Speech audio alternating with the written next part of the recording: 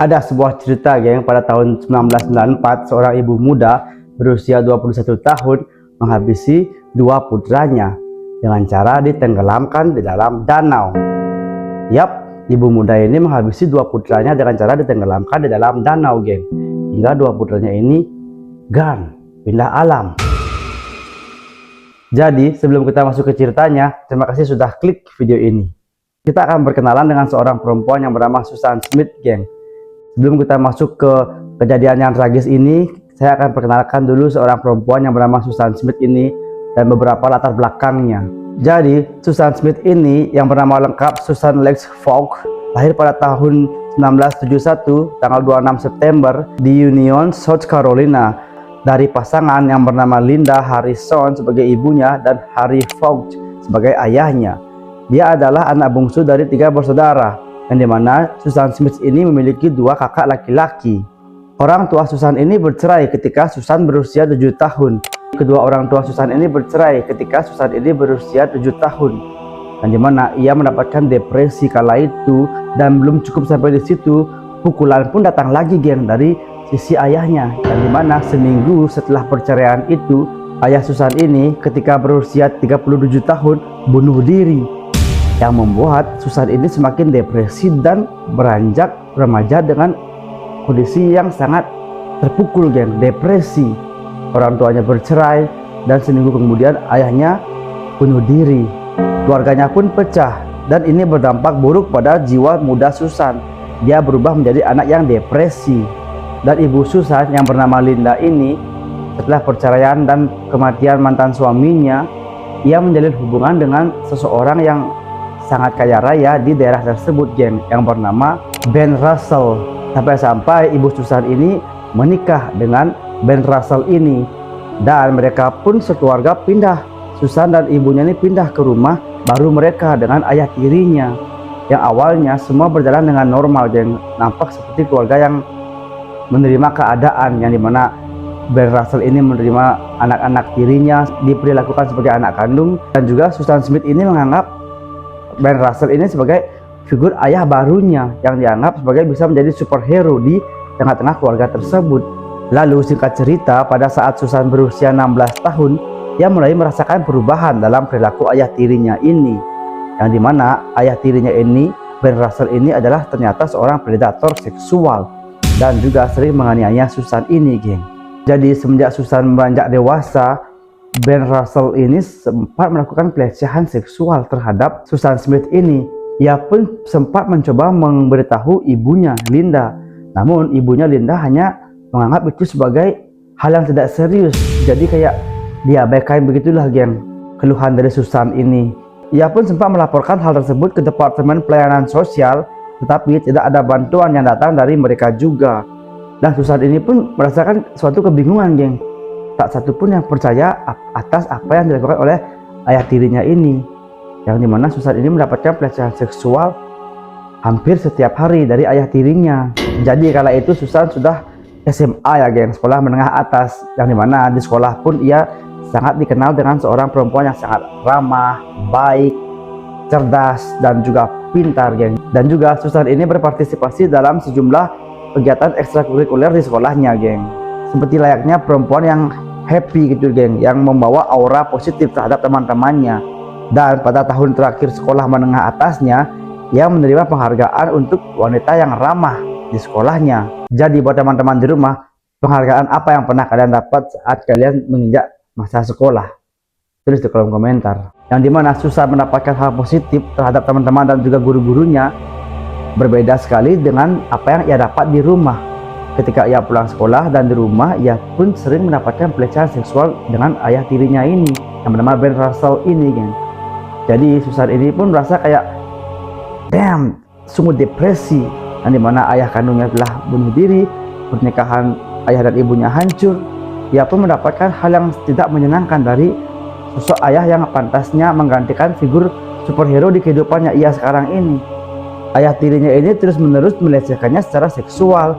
Lalu ia pun memberanikan diri menceritakan hal tersebut kepada guru di sekolahnya, yang kemudian guru di sekolahnya ini menghubungi Departemen Pelayanan Sipil. Kali ini mereka menawarkan bantuan. Jadi setelah ditawarkan bantuan kepada Susan Smith ini malah mengundurkan diri, geng. Yang mana ia takut terhadap ibunya, si Linda, menganggap hal ini adalah sebuah fitnah. Jadi si Susan Smith ini lebih tahu bahwa ibunya ini lebih mementingkan keutuhan keluarganya ketimbang mental si anaknya ini. Jadi karena itulah ia lebih milih mengundurkan diri daripada ia melaporkan ayah tirinya yang bisa menghancurkan rumah tangga ibunya dan ayah tirinya ini. Lalu singkat cerita, pada akhir tahun 1980-an ia pun lulus dari sekolahnya itu, geng. Setelah ia lulus, ia pun mencari pekerjaan dan ia menemukan sebuah pekerjaan di area rumahnya itu, sebuah toko-toko lokal, dan ia pun bekerja di sana. Sesampainya ia bekerja di sana, diterima bekerja dengan baik, ia pun terpincut, geng, dengan rekan kerjanya. Jadi saling suka gitu dengan teman satu kerjanya ini, seorang pria yang sudah menikah, yang mana diketahui pria ini lebih muda darinya namun sudah menikah. Karena mereka sering bertemunya di tempat kerja dan memiliki perasaan sama-sama suka, yang dimana Susan Smith ini melakukan hubungan seksual, geng, dengan pria teman rekan kerjanya ini yang sudah menikah ini. Jadi Susan Smith ini di tempat kerja berhubungan dengan teman kerjanya, yang mana di rumahnya ia dilecehkan oleh ayah tirinya. Lalu, geng, pada tahun 1988 Susan Smith ini pun mengandung, geng, entah dari anak siapa, entah itu ayah tirinya atau teman kerjanya ini. Dan ia pun menceritakan kepada teman kerjanya ini dimana bahwa Susan Smith ini mengandung. Temannya ini sangatlah syok, geng, yang dimana temannya ini sudah menikah, sudah memiliki keluarga, namun sangat kaget setelah mengetahui Susan Smith ini mengandung. Entah bagaimana ceritanya, Susan Smith ini keguguran, geng, keguguran atas kandungannya ini. Lalu teman kerjanya ini pun memutuskan hubungan terhadap Susan. Ya istilahnya nggak mau lagi berhubungan dengan Susan dan jaga jarak, menjauh gitulah, geng. Yang dimana hal ini membuat Susan ini sangat depresi dan sempat juga ia melakukan aksi bunuh diri dengan cara menelan pil resep begitu banyak. Namun nyawanya masih terselamatkan setelah dibawa ke rumah sakit. Jadi, geng, tak lama kemudian setelah ia hampir melakukan aksi bunuh diri ini, ada nih salah satu teman sekolahnya dulu yang bernama David Smith bekerja juga di tempat Susan Smith ini bekerja. Karena mereka memiliki obrolan yang nyambung dan sering bertemu di tempat kerja, mereka pun berdua jatuh cinta, geng, pincut satu sama lain. Yang dimana mereka ini akhirnya berpacaran lah, geng, Susan Smith dengan David Smith ini, yang dimana mereka teman sekolah dulu, ketemu di toko tempat mereka kerja, dan akhirnya mereka ini berpacaran. Dalam hubungan pacaran mereka ini ya seperti anak muda pacaran pada umumnya, geng, ya, yang mesra-mesraan, yang saling-saling bucin gitulah. Jadi singkat cerita, pada bulan Maret 1991 mereka pun memutuskan untuk menikah. Setelah mereka ini menikah, Susan Smith ini pun pindah ke rumah si David ini, yang dimana mereka membuat keluarga kecilnya. Anak muda yang awal-awal menikah, yang sangatlah bucin, saling mengerti satu sama lain, yang dimana lama-kelamaan hubungan rumah tangga mereka pun retak. Yang awalnya kakak laki-laki David ini telah meninggal beberapa hari yang lalu setelah pernikahan itu, dan juga orang tuanya belum pulih dari kehilangan kakak laki-lakinya si David ini. Ayah si David ini pun sempat juga, geng, berusaha melakukan aksi bunuh diri, namun gagal, dan akhirnya ayah dan ibunya ini pindah ke kota lain. Dengan demikian pasangan muda ini tinggal sendirian di rumah si David ini. Susan pun mengandung anak dari David ini ketika mereka menikah, dan putra pertamanya ini lahir pada tahun 1961 bulan Oktober. Namun alih-alih membawa mereka lebih dekat, bayi itu pun menciptakan keretakan di antara mereka.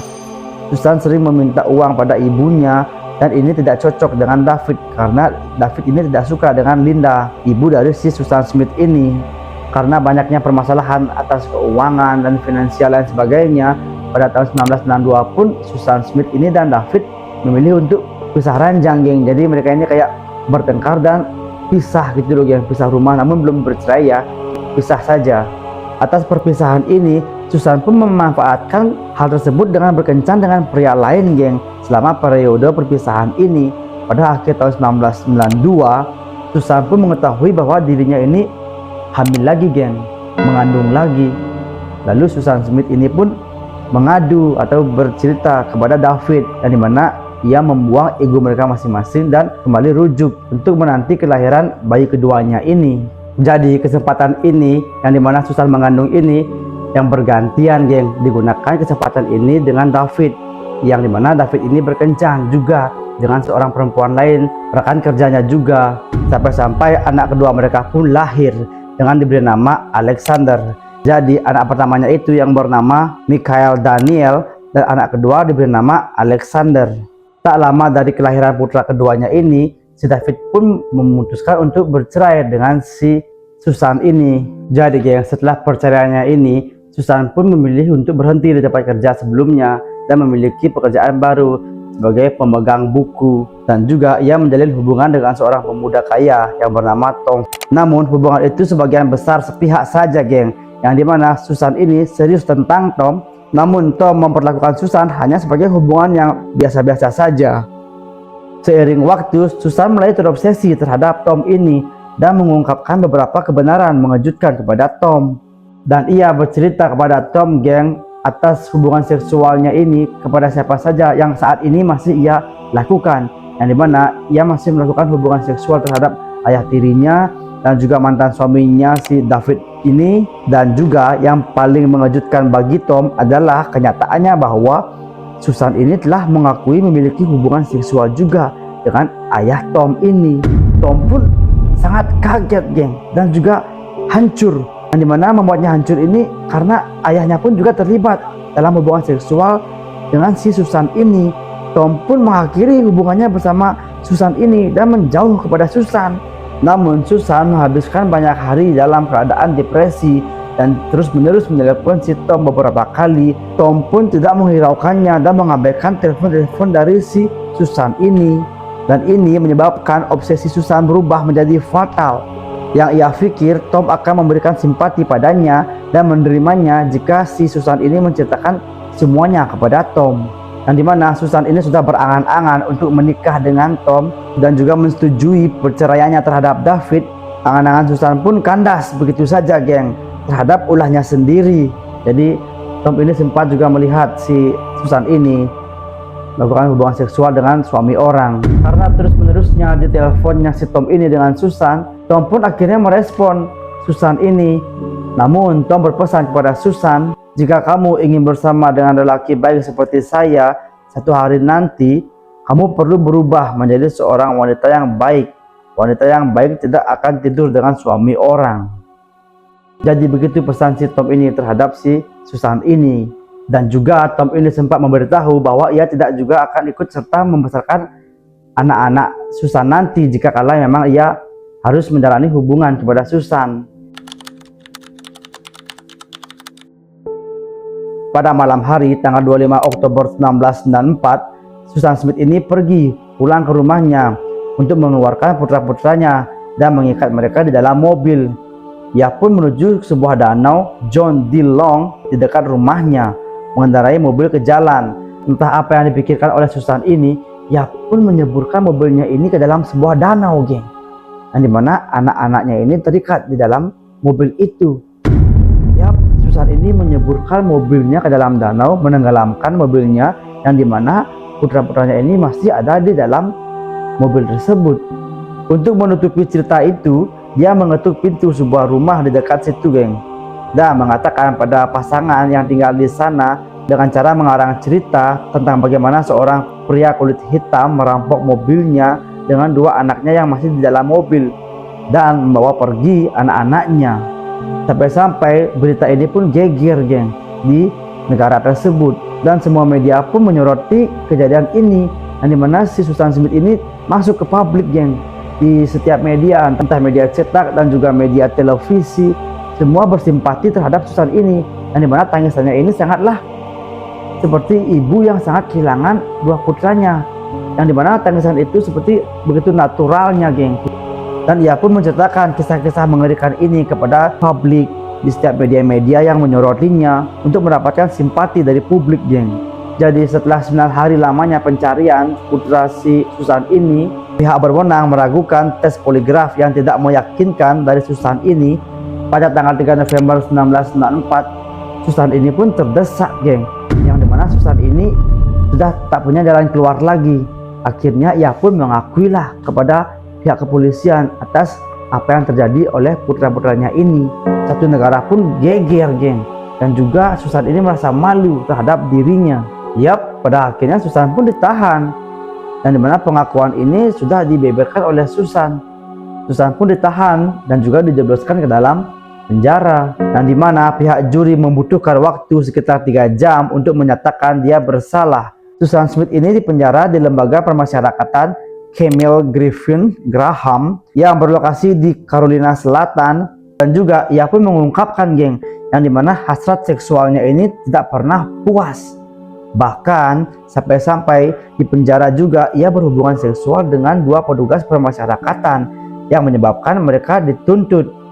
Jadi Susan ini diketahui sebelumnya memiliki penyakit kelamin, dan ternyata ia mengungkapkan bahwa ia juga sempat melakukan hubungan seksual terhadap petugas di penjara itu, 2 orang geng, yang menyebabkan 2 petugas ini yang berhubungan seksual dengan Susan Smith ini dipecat. Lalu setelah kejadian itu, ia pun dipindahkan geng ke penjara Greenwood, dan ia sedang menunggu sidang pembebasan bersyaratnya yang dijadwalkan pada tahun 2025, yang dimana kala nanti pada tahun 2025 ia akan menginjak usia 53 tahunnya.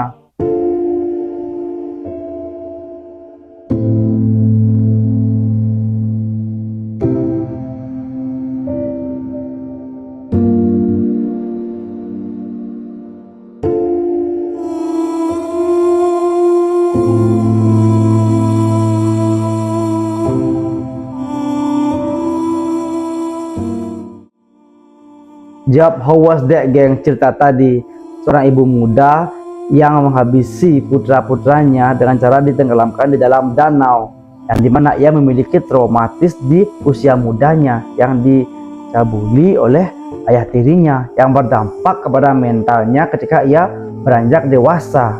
Jadi begitulah geng, sangat berhati-hati sekali dengan bagaimana kita mendidik anak kita semenjak ia kecil, karena didikan yang ada pada saat kecilnya akan berdampak ketika ia dewasa nanti. Dan juga jika kalian suka dengan video tadi, bantu sebarkan video ini ke teman-teman dan rekan-rekan kalian agar mereka juga tahu tentang apa yang kita bahas tadi. Dan jika kalian suka dengan konten ini, bisa bantu klik subscribe dan juga nyalakan tombol loncengnya agar kalian tidak ketinggalan dengan video-video terbaru dari kami.